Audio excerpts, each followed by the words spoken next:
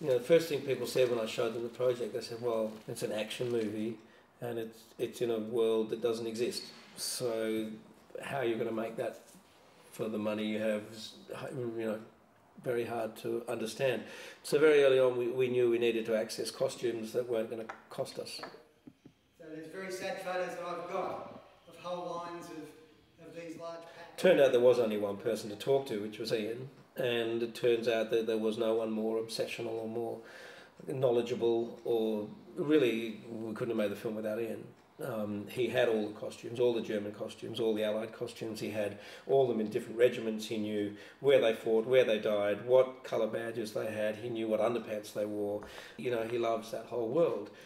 And it became very apparent early on that it wasn't a case of just hiring a few costumes from him. We probably needed to get him and his son and most of his crazy friends as well to come and do the costumes, and that's ended in what ended up happening. And he is in fact the costume designer on the picture. I think there were some weeks where they didn't sleep at all. Certainly there was a few nights on night shoots there where all of the costumes had to be washed that night, where I know for sure that Ian and his son didn't sleep for about 3 or 4 nights getting stuff done. So like most parts of the film, it required obsessional people to get the job done, and we found them.